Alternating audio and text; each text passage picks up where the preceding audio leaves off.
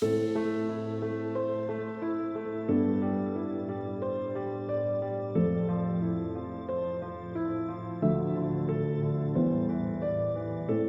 you gonna do your best Hulk Hogan impression, like your "Oh yeah"? Come on, let's see it. I want to see it. I don't know if I. Let me tell you something, brother. You must be there. You Hulk me on the 24-inch pipe. I knew it.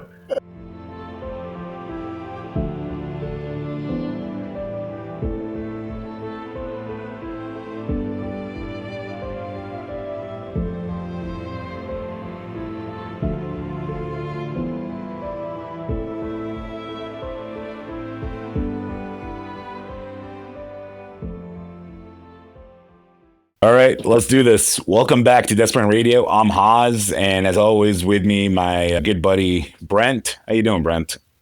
Not Sajin. Not Sajin. No. Who? Yeah. Where's that dude been, anyways? I don't know. Anyway, we want to talk about today. Again, we're going off script once again.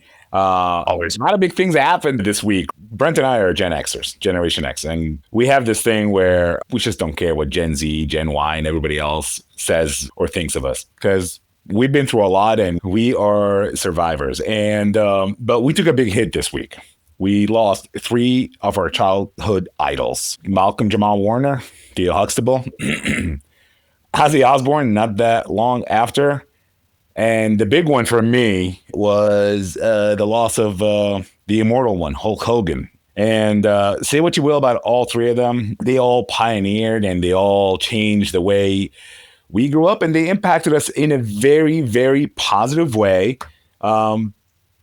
There's some question marks around some of those folks towards the later part of their career. And I know that's hard to not acknowledge, but you can't deny their impact, their positive impact on us and society and everything else. Let's start off with Theo, because, we're going to go chronological order of their untimely deaths, unfortunately. So let's start off with Theo. I don't know about you, but my first introduction to the American Family, the first TV show that I remember that my parents allowed me to watch, that was beyond cartoons. Of course, you got your Brady Bunch, you got your All in the Family, you got all these shows from the 60s, 70s, and 80s that are wholesome, good, happy days. I was a big fan of Alf. That was my jam. But the first show that I remember, just like if you remember the last episode, I talked about how the first movie that I remember very well and had a huge impact on me was Superman 2. And how ever since then, I imagine myself, Superman, as my threshold of what to do in life and good deeds and all that. The Cosby Show, especially Theo Huxtable, Malcolm Jamal Warner as Theo. I didn't know a kid out of my friend circle that did not want to be Theo or wanted Theo to be their cousin. The most memorable episode for me, or there's 2 moments in the Cosby Show that just are so memorable for me. And it might have hit me at a pivotal moment where I was transitioning into a teenager. One of them was when his dad was telling him, you need to get grades and go to school and go to college. And he said, no, I don't need to. And then they did this whole thing with Monopoly money to see how is he going to survive on a low income minimum wage job. He just kept having a counterpoint to his dad's logic. Like when he said, oh, you're going to have like only $20 to feed yourself or something like that. And then he grabs the money out of his hand and he tells him, I could live on cheese and bologna or something like that. It was hilarious. And then the dad, of course, says, are you planning on having a girlfriend? He says, of course. And then he just grabs all the money out of his hand. That was something that one of the most memorable things for me. The other one was when he first met a girl, or he got a phone call from a girl. And then he just changed his voice deeply. Yeah, hey, what's up? So tell me one kid at our age group when we were that age, or today, that doesn't do that. They're going through puberty and they're changing their voice to sound, hey, what's up, baby? How you doing? I remember back then we had cords on our phones, right? And so we had a really long cord, and I would try to get privacy on my phone call when a girl would call because everybody's woo. And so you would take the phone like into a closet and just wrap it around the desk and then into the back room, and then just be this cord, and you'd hide in there trying to, I don't know, change your voice, sound cool. It was a different one-word time. answers. Yeah, you gotta be, mysterious, and it was a different time.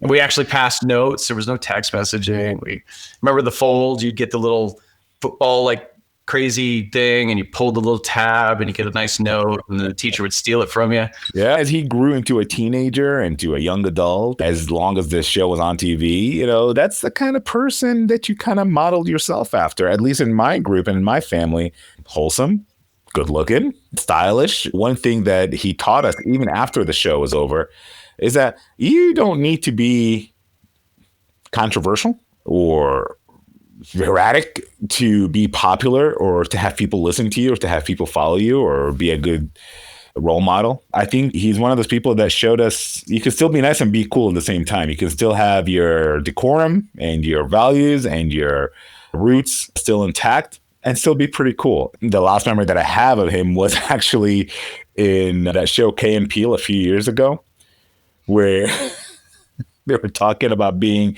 a Black Republican. It was hilarious to me. It was just so hilarious the way he just did it. He just jumped right into the show. He was a guest on the show, just jumped in, and as if he's been there for years doing these skits with these guys. Great guy. Very sad to see him go. As a father of two daughters, it breaks my heart even more to know that he was on vacation with his daughter and it was an accident. Let's talk about some of his legacy. I was just going to say, I'm being careful about anything Cosby Show. Okay. No, that's understandable. And again, we're not talking about the Cosby Show. We're not talking about Bill Cosby. We're talking about Malcolm Jamal Warner, the person, the father, the advocate. He was an advocate for causes like Artists for in New South Africa and hip hop sisters. He directed public health media during the AIDS crisis. And this I didn't know. I just found this out about him. Apparently, he was a Grammy winner for Best Traditional R&B Performance. I don't know what that is. Some of the personal impact definitely helped redefine Black representation in mainstream media. As a minority myself, I thought that was important, and I appreciated that. And again, I said this earlier, but fans do remember him as the cousin you wish you had. Very, very creative guy, very good guy, and director, poet, bassist. He's a podcast host. Hopefully we can reach his level of stardom one day and his success, and a storyteller. So rest in peace, Theo. Rest in peace, Malcolm. We wish you and your family peace and love and support during these tough times. So that's for Theo. The next one, which kind of hit hard for a lot of people, I'm going to say this. I was not a huge fan of Ozzy Osbourne when I was a child, but I'll let you speak to Ozzy. I am a fan of Ozzy, and I'll explain when, but I'm going to let you go first. I think Ozzy transitioned across multiple generations. Yep. For me personally, I can't speak for everybody's experience with Ozzy. My first experience with Ozzy was, obviously I heard him growing up, and then I got the opportunity to go to Ozfest, which was quite the experience. And even by the time that I went to Ozfest, I think it was in the 90s, he was already getting up there in age, right? So I got the opportunity to go to Ozfest, and I don't think I was the hugest fan at the time. I was a fan. I've always been a fan of classic rock, and that to me was still classic rock, even though it was in the 90s. He had come out with his new album and was touring, and then Ozfest was just this huge thing. If you got the chance to go to Ozfest, it wasn't around for very long, but it was just the creme de creme of rock music festivals of its time. So one of my friends had asked me, like, when you watch Ozzy, you have to watch his Frog Leap. I don't know if you're familiar with this, but the man was probably, I'm guessing, in his 50s, 60s. I don't know, but he had some ups. The dude would leap on stage and he'd get really excited and just start jumping like crazy, which hyped the hell out of the crowd. And so I was able to attend this in Indiana, and we were out in a huge field. And when he starts jumping, and obviously he's the headliner, they start tearing up the sod out of the yard. And so the whole air, all of the air in the sky and everything, like all this grass is just getting thrown into the air. Everybody went crazy. It was Ozzy. And it was just, I just remember thinking, this man has so much influence, and it was still peaceful. It wasn't like a big, huge riot type thing. They just were so excited about Ozzy, and they're just throwing grass in the air. And I just remember thinking, we got to get out of here. And I got pelted with some grass and stuff like that. And we got out of there. But I'll always remember Ozfest and Ozzy. And then, of course, you can't mention Ozzy without seeing the show. The show really came out later. And you got to know about Sharon as kids. When you're talking about the TV show, we're talking about the Osbournes on MTV. And this is when I truly... You became a fan because you watched the show. This was before Kardashians, right? I liked Ozzy before, more on a popularity level, like knowing who he is as part of like American pop culture or pop culture in general, not just American, but him being on TV. A lot of people look at Ozzy and they think, oh, that's my role model. I want to breathe in some fire ants as they're crawling. I mean, I don't know if you've heard the story or not. Bite a bat's head off. All these stories. It was supposed to be a rubber bat in his defense. I mean, he didn't know. So again, all these, to me, that didn't appeal to me. The hardcore of the whole metal. And I grew up in Jersey, man. I grew up with a bunch of metalheads, whether it be Ozzy fans, Metallica fans, Guns N' Roses, Iron Maiden. All those people were my friends. I didn't enjoy some of that music. Maybe I appreciate them now as I'm older, but even some of Ozzy's older stuff, I appreciate now that I'm older. I will tell you that Ozzy's love to his kids and dedication to his family is something that I took away from that show. And the way his kids felt about him, I would want my kids to feel that way about me. And I wanted to touch on that to bring it back to a little bit of the theme of our podcast is that I think with watching the Osbournes, for me, we all come from a crazy family in some way. They were pretty wild. If you claim that you're normal, then you are crazy. But if you don't have any craziness in your upbringing and your current family life or your current life, you're not normal. There's something. They celebrated that, though. They celebrated individuality. And I remember thinking those kids are wild. You had Jack running around with his military stuff on when they're fighting and they're doing all kinds of things. And Ozzy's just a dad in the middle of all of this. And I remember that there's a famous line. He was like, I love you all, but you're all mad. And what I thought about that was that I think where I related so much with the show, it was wild and crazy stories and they got to do really cool things, but they were so individualistic and they still melded so well as a cohesive team and a family and a pod.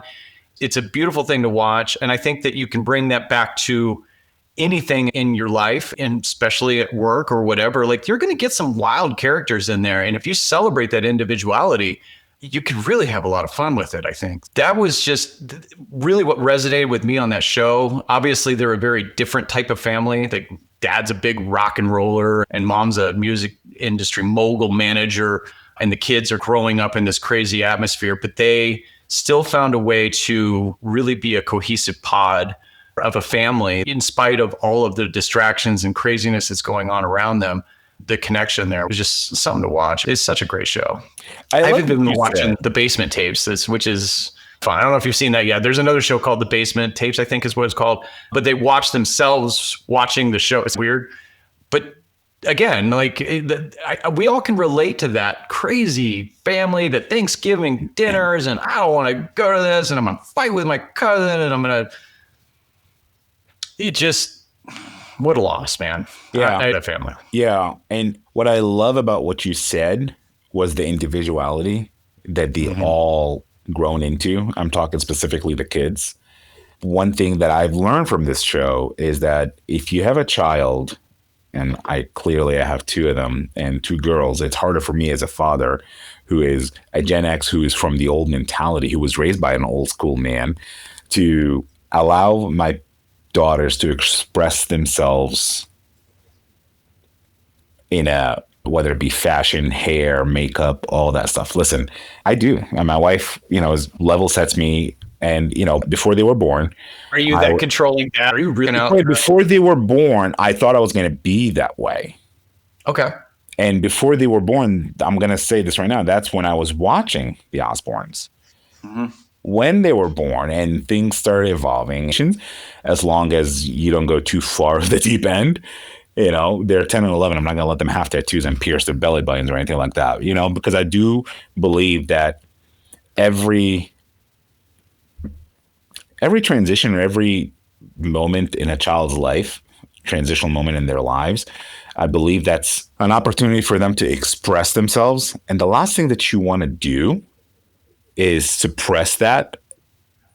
And the Osborns didn't do that, and they taught you that. And there's a lot you can take that and apply it to work. Yeah, I was going to go there too. The person shows up on your team has neck tattoos. That used to be real taboo. Yeah. And I think it's becoming more and more accepting. But at the same time, I think we have to, as leaders and as people that are accept the individuality. Everyone's going to come in with a different idea. And actually, if you celebrate it, find that they might bring a whole new perspective. There was a spike, one of my first spikes. I said, good leaders lean in on your strengths, help you where you need help. That, like when I used to wait tables, and they were always scared that anybody with tattoos, whether it was arm tattoos or neck tattoos or face tattoos, which are widely more accepted now, they would make them put Band-Aids or makeup on them and almost shame them in the sense of, look, they have created their own identity and their own personality, and that's not what's going to be representing our company. And I think that is such a bad way of looking at it. And if we do the Osborns, look, those kids, they had piercings and it was celebrated. And I think that we could all learn something from that to say, look, it's pretty cool actually to be a little individualistic and let them be that way. And certainly don't discriminate them at work in the sense of put a Band-Aid on there. I remember, full transparency, I used to have my ears pierced. I had to put Band-Aids on my ears. Same. Yeah. Same. It's a different time though. Yeah, it's a different time. And I think I go back to saying what I tell my kids, and I've told this to people that I work with before too, that I was their lead. I said, let's say somebody comes in with a face tattoo. Actually, let's switch it around. Let's say if my daughter wants to have a face tattoo. Oh, you're bringing it home. But am I going to say no to my child at this moment in their lives? Until she's 18? Yes. As a matter of fact, I'll make it something more relatable. What about having girls who are 10 and 11 and anything below 16 years old having a cell phone and going on social media? That's a no-no in our house. Big debate. It's a no-no in our household. And it's not for control. I say this to both my kids. And even with the makeup, my girls, they put on loads of makeup throughout the whole summer when it's back to school time. All right, time to reset the boundaries and reset that level. Judge, considering all that makeup you're wearing for this show. I don't wear makeup. This is all natural. I say this to my kids, and it's a thing that I say to them all the time. And I will say this to people that I work with too. Whenever they want to do something that I feel that they're not ready for, sticking to the makeup, the cell phones, the social media. Yeah, you're just providing the guardrail. You're not ready for the responsibility that comes with those things that you're asking for. You're not ready to address the world. If somebody comes at you and says something bad, or you got bullied through a cell phone, or you get bullied through social media, let's take that and turn it around for work. Would I hire somebody that has a neck tattoo of a key or a rainbow or something that's representative of their culture? Absolutely. As long as they can do the job, present themselves well. It touches on the fact that we're in a different time now, right? And what was socially acceptable before it not be that socially acceptable now. And we have social media. Case in point, this show. Your representation of who you are is a representation of the organization. And it's a weird line that we have to play with a little bit from an individuality perspective. But personally, I am pretty open about all of it. I think that if somebody wants to tattoo something non-offensive to their forehead, then so be it. And certainly if it represents cultural, then I think that not only do I support it, but applaud it. But it is different. When we were kids, that I remember growing up, we didn't have social media. We passed notes. Individuality was a little bit more cliche, if you will, in the sense of everybody, they all wanted Air Jordans. They didn't really care about pink hair and things like that. But being old guys now today, we have to, and we should adjust our scope on that a little bit. Yeah. And, you know, to wrap up around Ozzy, definitely I feel like him and his family, they created that safe platform to express it. A lot of celebrities and individuals in the past have done that in a very way. Yeah. I think I can't help but think about somebody who is to me a hero in his own community, Harvey Milk. He came out and said, this is who I am. I'm not following mainstream media. I'm not following the traditional way of running for office. I am who I am. You have to accept me for who I am because I believe in who I am. I believe the Osbournes did it in a way, Ozzy did it in a way that is not just relatable, but saying, hey, things are going to be okay. Yeah, my kids are rowdy and wild, but they're okay. Yeah, you got a glimpse into that because the previous stories of Ozzy was Prince of Darkness, bites off bats' heads, snorts ants, crazy into drugs, probably promiscuous. Like everybody had this image, and then you get a glimpse into it. Wait, that is a bit of a persona, but also he's a father. He is very loving. He is an incredible provider. He is an incredibly brilliant man. He is a fantastic artist. You got to see that there was so many layers to this person, and you fell in love with them under that show to realize the Prince of Darkness is also a dad. Yep. And a really good dad. Yeah. And everyone that thought this is a lifestyle choice that they're following into this persona, I think they missed the point. It was just individuality. And speaking of legacy, let's talk about some of the stuff that he's done that should be not only celebrated, but modeled after. Let's talk about his July 5th farewell concert, raised over $190 million for children and Parkinson's charities. And he said, from my understanding too, and there's some rumors out there that he wasn't even on his medication up until that point. He said, I want to be with the crowd. Like what you said, he feeds off the crowd's energy. Donated art to save the Chimps Project, raising thousands of dollars. Publicly shared his Parkinson's diagnosis and preserved through multiple surgeries. As far as legacy, defined the heavy metal sound and persona. Again, Prince of Darkness, biting the bat's head off, all that. Those are good stories to have and to talk about. And his final words to his fans were about making them smile and endure. And I go back to saying, yes, there are some things and all these people that died that we don't appreciate, especially towards their end of their career. There's some things that they're questionable that maybe you and I don't agree with, or somebody out there doesn't agree with. And it's going to be hard to look past them sometimes. And you're going to work with people that are going to have that same impact. You're going to get disappointed by somebody or by their actions, somebody that you looked up to. So find the positivity, find a common ground where you can connect with. I don't think you could talk enough about Ozzy. I think that dude is a legend. And what I really want to touch on, I think, in this episode is that the legacy that these individuals leave behind, it makes you wonder what legacy you're leaving behind as a mentor, as a leader, as an agilist, if we go back to the original idea of Dead Sprint Radio. And I don't think I could only dream to come anywhere near what the impact that some of these individuals did. And yeah, to your point, the charities and that's just such a loss. Yeah, absolutely. Speaking of legacy and heroes and impact, we saved the best for last. Hulk Hogan, the immortal one, is immortal no more.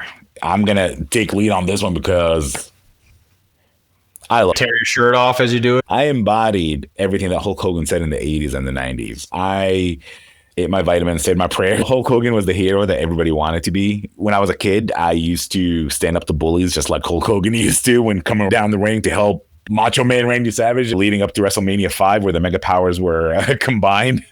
You cannot deny the impact that Hulk Hogan had on the world. Put wrestling on the map. Wrestling has been around for I don't know how many decades or hundreds of years. And what he did, there's a Mount Rushmore of wrestling legends. Hulk Hogan's face is up there. There's no ifs, ands, or buts about it. You can argue Flair, you can argue Andre the Giant, The Rock, all that. Hulk Hogan's up there, and there's nothing that you can say or do about it. You don't have to agree with it. You don't have to like it. You don't have to like the man. I didn't like him for the last 10 years, but that doesn't mean that I don't appreciate what he's done for the industry. Hulk Hogan was the reason I thought wrestling was real. Not everything else before and not everything that came after, obviously. But his enigmatic personality, his showmanship. All kids, they watch something with their dad or they like something with their dad. You know, like if you're watching football or baseball, you more than likely are going to like the same team that your dad likes. But there's going to be a point where you see something and you're going to say, oh, hold on there, Dad. I like this better. That was me with Hulk Hogan. My dad was a huge Andre the Giant fan. So was I. And the turning point for me was WrestleMania 3 when Hogan slammed Andre the Giant. Dude, if you ever see the Andre the Giant documentary where Hulk Hogan and he gets teary-eyed, and I'm getting choked up just talking about it right now, how much that man meant to him and to everybody else, and how that moment where Andre just said to him, like they were talking in the middle of the ring, and he says, slam. And Hogan says, are you sure, boss? And he says, slam. And he grabs him and he slams him. And that was a turning point for Hulk Hogan where he just basically immortalized in everybody's minds at that point. That was my first, like my number one, I wouldn't say the number one memory, but my number one favorite memory of Hulk Hogan. The second memory is when he turned heel and created the NWO. I think that's when I stopped watching wrestling for a while because I was so heartbroken by that. But again, the impact that he had on the industry and changed it completely. Yeah, didn't he change his name? Hollywood Hogan, baby. Hollywood Hogan. Yeah. I am telling you right now, if it wasn't for that transition and what he did, it wasn't his idea, but he saw the vision and he ran with it. Somebody else started that, whether it be Bret Hart, Shawn Michaels. And again, I used to be a wrestling fan. Can you tell, guys? Dropped a lot of names there. I believe at that moment when he turned heel, he did open the door for a lot of people that completely revolutionized the industry, whether it be, again, Shawn Michaels, Triple H, The Rock, Stone Cold, DX, if you remember DX. I mean, come on. So those were some great moments in history. I'm not going to say the last memory, but the last best wrestling moment for me, the last time I idolized him and I thought to myself, holy moly, this is great, was when The Rock and Hulk Hogan wrestled each other in WrestleMania 17. And that was probably around the time I stopped watching wrestling. I just kind of like faded away after that. It was one of the most dramatic, most emotionally draining wrestling matches I've ever seen in my life. It was so good. It was like you like The Rock and he's the future, but you like Hogan because he's the legacy and they're going at it and you just don't know who to cheer for. At the end, you just want to cheer for Hogan, but we know that passing of the torch has to go to The Rock. So that was, to me, that was the epitome, the Mount Everest of my wrestling moments in life where to me, there was nothing good to watch after that. There were some good matches and storylines and everything, but I feel like that's when I kind of was, okay, I'm done with wrestling. I think I've got enough of it. What it takes to choreograph like WrestleMania or something like that with all of just the wrestlers and the variables of people being injured or hurt or coming out, or the personas and building on those. Oh, yeah, totally. The logistics of filming it, broadcasting it. WrestleMania has been around for, gosh, that was back in pay-per-view, satellite. About 40 years now, right? Since 1980-something, 1982, 1984, something like that. There is a bald and gray project manager somewhere that put on WrestleMania that could probably tell some war stories about how they had to put that together. Absolutely. It's quite a feat. Yeah, I challenge anybody out there to do the next PI planning or retrospective. Let it be PI planning. Wrestling themed or WrestleMania themed. Will everybody having their walk? That's a great one. Right? I want to go back to being an RTE just to do that. Just to show up with you got to keep it appropriate, but yeah. All right, I'll show up as the Macho Man. Yeah, with the tassels. Yes. Yeah. Giving your presentation in Macho Man language or whatever. The 12th time is right. We're setting up these bottleneck right here in QA. For continuous delivery pipeline. Come on, brothers and sisters, get with me. might have to pull this off. Again, going back to, I'm going to have to touch on this because it is personal for me because, like I said, Hulk Hogan was such a big deal for me in my life and impacted a lot of things in my life. And, I was really disappointed in the last 10 years from some of the things that he said. I think the one that stood out to me the most was where he was on a podcast show. No, I'm not sure which one it was. And he said, it wasn't ours, that's for sure. We're not cool enough yet. And he said, but Hulkster, you went to all these Make-A-Wish Foundation and you went to all these charity events and all that. And then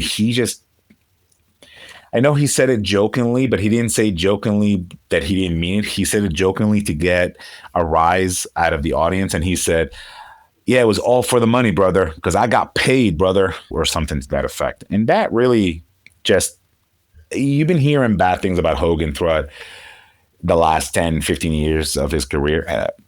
Another one that actually came on TV and had much success after wrestling, just like the Osbournes. Hogan Knows Best. That was on VH1. That was a great show. I used to love watching that show. I love that show too. That was a great show. Again, it showed you, if anything I learned from it, is how to be a better parent, how to be a responsible parent. You can still be strict and your kids will still love you. You can still be strict and still have fun. That's what actually that show taught me. But it's all the stuff that came after, unfortunately, with some of his past recordings. But that one moment where he was talking about charity and helping kids and stuff like that. And I'm probably going to get choked up a little bit here, but there's this one video that I saw, it just happened to be a couple of weeks ago. If there was any video in the world that redeemed Hogan in my eye, even for just 2%, it was this one where this little, could have been more than 8 years old, maybe at best 10-year-old kid, walked in on a signing and Hogan just stands up and the kid was dressed like Hulk Hogan.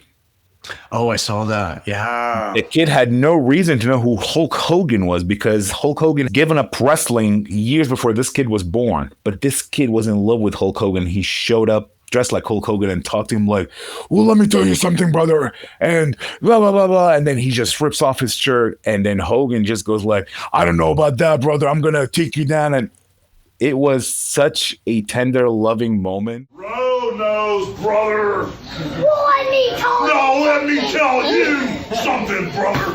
When you walk in this beat shop, I'm surprised that you still got the shirt on, Jack.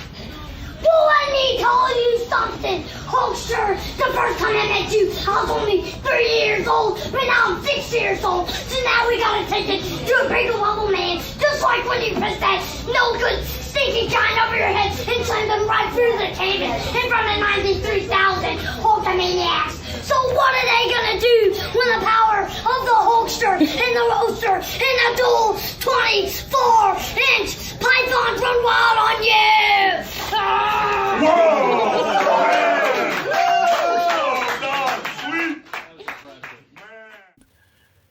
And I have to tell you, it made me choke up. I'm choking up right just talking about it right now. And it brought some redemption for me, if not completely, but just a little bit, to show that whenever he said on that podcast, like, oh, I did it for the money, makes you think maybe he just said that because that was, again, the persona that he was in. It wasn't really how he felt. I think it's easy to say something stupid. We're probably going to get called out for something stupid eventually on this channel. Well, I'm sure we said a load of stupid stuff today. We've said stupid, and that doesn't change the fact that he was. Yeah, and there's also some lessons to be taught into some of that. I think that Mr. Hogan made some errors probably in his decisions of getting very political in his later years. Just an opinion, but yeah. I think that in anything to be a strong brand or business that, let's be honest, the Hogan's is a brand, it is a business. It's probably smart to stay out of politics. Yeah. I mean, and we're going to try very hard to stay out of it. We have our opinions, but we're going to stay. You and I have a lot of friends and a lot of people that we look up to. They're on both sides of the spectrum. Sure. And we love them. We love them just the same. And I'm not going to mention names. I think you and I know exactly who I'm talking about right at this moment. Let's talk about Hogan's acts of service and legacy. This actually, I knew about this on him a long time ago. He saved a teenage girl who was trapped in a flipped car using a pen to puncture the airbags. Hulk Hogan did that. Yeah, Hulk Hogan did that. Wow. Yeah. Okay, cool. So wow. I don't know how true that story is, but I remember hearing this a long time ago. Confirmed that she was actually choking. He didn't just stab her. Yeah, no, he stabbed the airbag, not her. The airbag was choking. Right. Trying to say. Oh, okay. Airbag. Okay. Yeah. It's not like a tracheal. I know he passed away, but as of his passing, he was one of the most requested Make-A-Wish Foundation. Oh, I could believe that. I don't think he's the most, but one of the most. We know, I think John Cena is still number one or something like that. Speaking. Oh, I would have thought Johnny Depp as Pirates of the Caribbean. Right. That. No, but Hogan. I would even get excited to see Jackson. This one was interesting to me. Did you know that he was inducted into the Boys and Girls Club Alumni Hall of Fame? For his contributions? His contribution. He was in the Boys and Girls Club growing up. He's an alumni. What a legacy. Yeah. What a legacy. Yeah. Again, going back to legacy, define the 80s wrestling stardom. As far as I'm concerned, he put wrestling on the map. There's nobody in this world that didn't know what wrestling is because of Hulk Hogan. And now this one, if you remember anything about the 80s and the 90s, if you were a true wrestling fan, you knew that at one side, you had Hulk Hogan. And then there's the other side. If you were a true wrestling fan, you knew there was Ric Flair. And people wanted them to wrestle each other for so long, especially in their prime, but it never happened. They eventually did, and they had a few run-ins. Let's just say one was major league, the other one was considered minor league. In the industry, the WWF was known to be the major league, or the NFL, if you will, as opposed to WCW was known to be like the minor league or the AFL. So I don't even know what WWF is, but I do want to bring up this one story where Ric Flair said that Hogan's loyalty during his health, because by the way, I'm surprised that somehow Ric Flair is still alive. If you've seen the 30 for 30 about Ric Flair, you would be surprised too that he's still actually alive till today. Ric Flair literally had a heart attack in the middle of a promo, in the middle of a ring. But Hogan, during those times where Flair was having health crisis, showed up, no cameras, no microphones, no friends, just Hogan by himself. This is through Ric's mouth. And helped him during his health crisis, lent him money, took care of him, and said, whatever you need, brother, let me know. Yeah, let's touch on that. Obviously, our channel is very work-oriented, and we are venturing off of that a little bit today because we don't want to beat you up too much with just agile concepts and business process and stuff like that. But we also want to embody a little bit of what it means to be a great leader, what it means to leave an impact, what it means to develop real relationships. And I can say with certainty that I have some of my closest friends that are family to me that I met at work. Yeah. Haas being one of them, several others that I've known for 20 plus years. And man, we did some cool work together. I think that to the story of Ric Flair and Hulk Hogan, which were colleagues and brothers, as he called everybody brother, but in arms. Make no mistake about it, they were definitely competitors. I'm sure. At one point, these two hated each other, but it says they got probably liked each other. I'd say they were probably jealous of each other's success, and I think that's healthy. I think that's really healthy. I would say this industry is in any industry, really. If one of our friends makes it pretty big, if you make it pretty big tomorrow and you are successful and you're racking in millions of dollars, I'm not going to hate on you. I'm going to be jealous that I don't have that for me, but that's going to inspire me to do better. That's going to inspire me and burn up the fire under my ass. They're like, hey, let's go. Brent made it. I got to catch up. Do you see what I mean? And for anybody, Brent and I are probably like two of the best friends. You know what I mean? I know he's got friends outside of me, and I got friends outside of him, and we know some people in the same industry, and we know some people from the same places that we work. It doesn't mean that we can't encourage each other and challenge each other. As a matter of fact, I remember, I'm going to say like a little bit over a year ago, you and I had a problem with somebody who we hold very close to our heart. Who wasn't really stepping up, and we had to kind of just like give him a reality check and say, hey, snap out of it. Yeah. And I can remember, and look, we were work colleagues for years. And whatever that guy was going through, I was going through the same thing, but I did not let it weigh me down.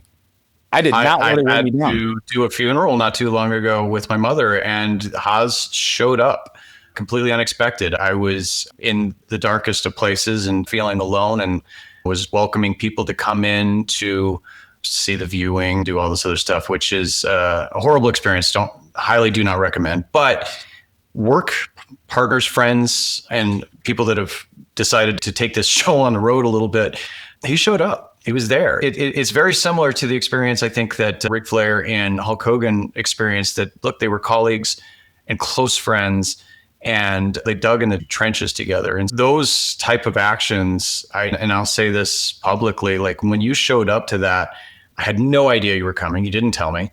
I had no idea how you got there in such short notice. And then you had to turn around like the same day. Like he flew in for 2 hours, then flew out. But I'll never forget that. And I would say that when Haas says, hey, you're filming on Friday, I'm here because you make sacrifices for the people that matter to you. And I think that you should build teams with people that matter to you. And thank you for that. Honestly, I didn't think you were going to bring that up. I didn't do it for the accolades. I did it because you're a good friend. Well, it reminded me of that, right? Showing up to the guy like in times of need, right? And look, I know we're colleagues, but we're the closest friends. And I think that people should resonate and certainly experience that kind of connection, even if just we're colleagues. Like that, we're all humans. We have real connections and we have real emotions. And you ever want a dynamite team at work, get a group of people that would do anything for each other. And make sure they're Gen X. No, I'm just kidding. Make sure they know who Hulk Hogan is. And Robin, I'm going to start still upset. That was a very sad one for me. I still don't get it. Years later, I'm still not over it. Gen X, we took a hard hit this week. We did. And we may have like just kind of veered off into a section that has nothing to do with Agile, has nothing to do with work, but it really does have a lot to do with it. I think Brent and I were part of a group a little bit sometime last year where we saw people just feeling down, just feeling drained. And we got together and said, hey, let's talk about this. Let's just talk about it. Let's just let people talk and breathe and vent, kind of like a pressure cooker, just let off some of that steam. I completely agree, though. I think that, and we talked offline a little bit about what this is, and we've had a lot of feedback. We appreciate the feedback. People have been reaching out regularly on this channel, and some people don't quite understand the content, and which is okay. And we want to make sure that we reach a broader audience. But what it really comes down to, I think, for us is that we want to be able to have a platform where people can talk about their work experiences as well as talk about their experiences with each other and people like the connection that Haas and I have at work or not at work. But that's all it really comes down to, guys. We want to make sure that we have a safe place to where you can vent some of your frustrations as well as make real connections. And that's, I think that the people we're talking about when we got into this topic have made some serious connections and real impacts to people they never even met. Yeah. I'm certainly impacted by them, and that's pretty powerful. You spend a lot of time with people at your job more than you do sometimes with your own family. My wife knows everybody that I work with because of my work relationship. My wife is constantly asking me, how's Brent? How is Sajjan? How is so and so? And the names go on and on. Names we can't name. Because genuinely, he was genuinely invested in these people. We love your wife. I won't name her name either. But she generally is interested in these people's lives and their well-being because of how much we appreciated each other. So I think having the purpose of what we did this episode today is like, hey, you can do the same thing that we did today with your peers. It doesn't have to be an hour long. Doesn't have to be 2 hours long. It can be just 30 minutes. People talk as a leader, not as somebody who is a director or a CEO or a manager, as a leader, because I go back to saying, you don't need titles to be a leader. You can just step up and lead things. And this could be one of them. Let's just have an agendaless, no BS meeting just to talk about stuff. How do you feel? And then when people start bringing up like negative things, like it's going to be your responsibility to steer it back into something positive. Okay, it's very easy to fall into the negative, but let's steer it back into the positive. You heard us. I think we did a lot of that today. I don't agree with what Hogan did for the last 10 years. I don't agree with some of the stuff that Ozzy and Sharon Osbourne talked about or did after the show went off the air. But we concentrated and we focused on the positive that impacted us in a positive way. And we take that stuff that impacted us in a positive way and continue to spread it and continue to share it and continue to make it a better environment for all of us. You can do the same. You don't need a title next to your name. You don't need permission from leadership or from your managers to be a better person and a better ambassador for a better life and a better work life. And I encourage and challenge you to go out there and say, how can I make my work environment better? And let us know. I think that we're going to do more of these a little bit less complex conversations. We will have complex conversations too. Yeah. I don't want to lose our base of who's out there. To the point of this episode, though, I seriously want to put out there that strong connections can exist in the workplace. Perfect example, the two of us. There's nothing I wouldn't do for this man. And even be on a podcast that completely embarrasses the hell out of myself in a stupid shirt. Build the right team, guys. Get out there and build real connections. And we challenge you to do it. Good luck. Very well put, sir. Please share this episode and this video with somebody that can really benefit from it. You want to help us, like us, comment, share, follow us, DeadSprintRadio.com or at Deadsprint Radio on Instagram, at Deadsprint Radio on YouTube. We're still trying to look into X and some other platforms. It's just the two of us, really. So we're just trying to make this get off the ground. So help us by liking, sharing, and following. And forward this to somebody that might be helpful. If you think somebody can benefit from this video, forward to them. See what they say. As always, be good to each other. And you're not alone. We hear you. We're right there with you. And we figure it out. You don't think we struggle? By the way, the first 1,000 subscribers, Haas is going to send free swag to. So just putting that out there. It's really expensive stuff. I want to subscribe. I saw a video yesterday on how to make forky, so I'm probably going to send that out. We're broke. All right. Once again, this is Brent. I'm Haas, and you've been watching and listening to Deadsprint Radio.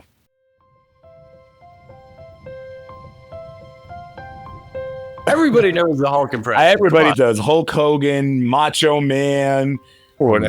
Man, the Bushwhacker Brothers, the Undertaker, the Macho Man. I actually got the chance to meet both of them randomly when I was waiting tables, and they came in and they were super pleasant. Hulk Hogan clearly had some knee problems. He was limping quite a bit. Macho Man, who we lost a long time ago. Yeah.